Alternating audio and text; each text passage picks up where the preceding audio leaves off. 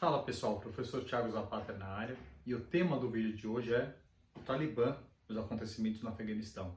Eu não tenho nenhuma intenção aqui de tentar dar uma aula de geopolítica da região, que realmente não é minha área, mas alguns comentários sobre maneiras interessantes de se informar sobre o assunto e, especialmente, eu quero falar como a figura do Talibã está aparecendo nas narrativas de rede social e da imprensa brasileiras como uma tentativa de se descobrir se o Talibã é de esquerda ou de direita e como que isso ajuda no embate político nacional. Eu fico feliz assim como no caso do nazismo, não existe muita dúvida de que o Talibã é ruim. Sobre as notícias, o que eu costumo fazer aqui fica como uma sugestão. Com os assuntos do Oriente Médio, as notícias é buscar me informar, para cada reportagem da CNN ou da BBC que você assiste, vale a pena ver pelo menos a Al Jazeera, que é a emissora árabe. Ela é transmitida em inglês, bem parecido com o jeitão da CNN, você consegue achar no site deles, é super claro. E tem uma diferença, na minha opinião, de enfoque. O que eu vi nesses últimos dias é um enfoque não tanto no terror do Talibã, embora também, mas análise sobre como o governo afegão instituído por meio ou com a ajuda dos Estados Unidos nos últimos anos era um governo que não tinha legitimidade, razão pela qual, segundo os analistas que eu ouvi, o próprio exército afegão, que era mais numeroso e era mais bem armado que o Talibã, não lutou menos, ou não houve tanta resistência. O Talibã conseguiu tomar o Afeganistão em 10 dias porque o governo que foi deposto pelo Talibã já não tinha legitimidade. Não que o Talibã tenha, mas parte dos analistas falava isso e que agora cabia ao Talibã conseguir essa legitimidade. Também, um desses caras que eu ouvi na Al Jazeera era um dos fundadores do Talibã, que chamaram lá para falar.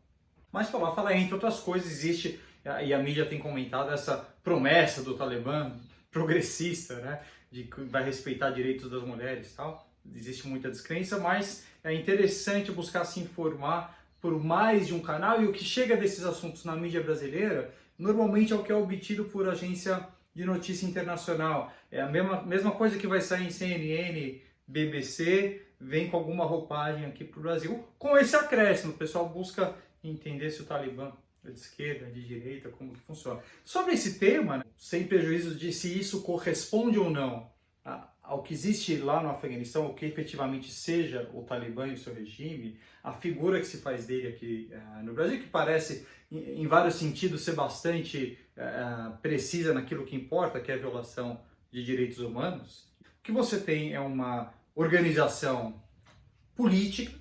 A gente tende a querer excluir a natureza política dessas organizações porque são criminosas, armadas, mas elas são também políticas. Elas querem domínio territorial e um certo domínio da vida local, chegando ao ponto de, no caso do Talibã, tomar o poder.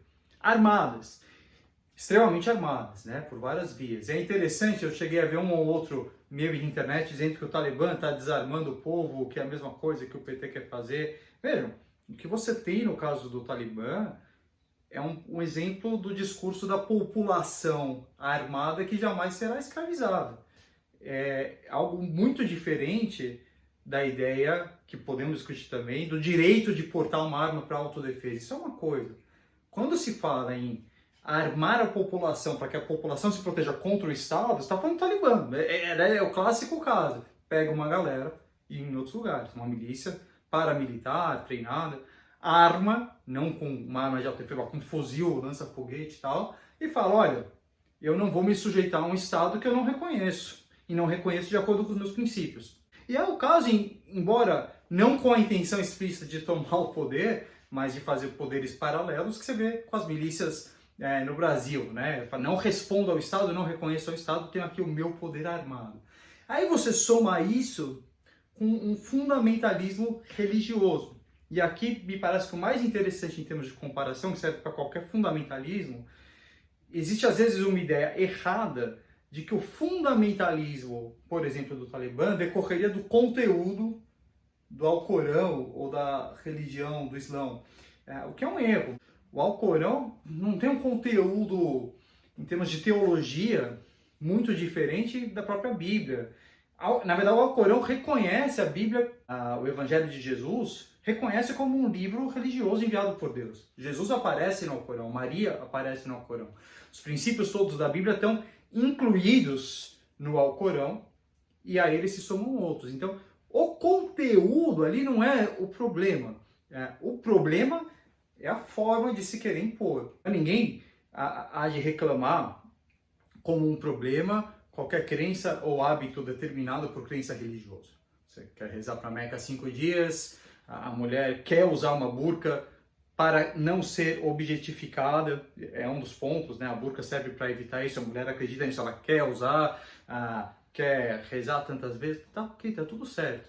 O problema, por óbvio, quando a gente fala em costumes, e no caso do Talibã, eu não consigo pensar em nada mais conservador nos costumes, né, para usar a expressão, é a imposição desse costume para os outros.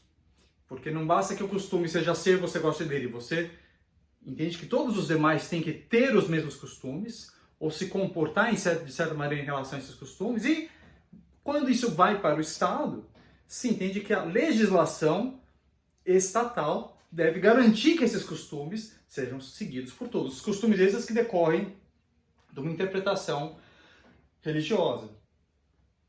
Me preocupa, em termos de comparação, não saber se o Talibã é de esquerda ou de direita, porque para mim parece muito claro que isso é impossível, tá?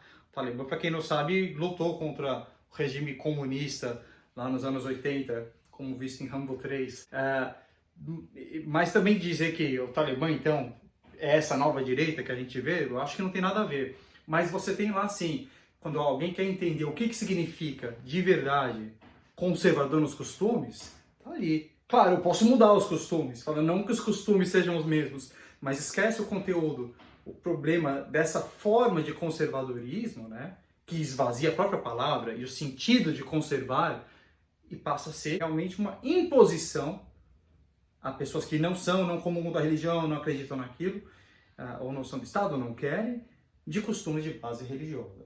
Isso a gente vê muitas vezes no movimento conservador, especialmente de vertente religiosa no Brasil. Às vezes disfarçado com expressões do tipo respeito, mas não concordo. O que quer dizer concordar? Não faz nenhum sentido. O que existe concordar com o costume de outra pessoa, a adesão dela ou não à sua religião? Não faz sentido, e quando você joga isso para uma legislação estatal, você chega naquilo que você tem em governos, né, ou regimes como o do Talibã, onde o próprio Estado vai ser o veículo dessa tentativa, né, de imposição de costumes religiosos. É isso. Espero que vocês tenham gostado. Forte abraço.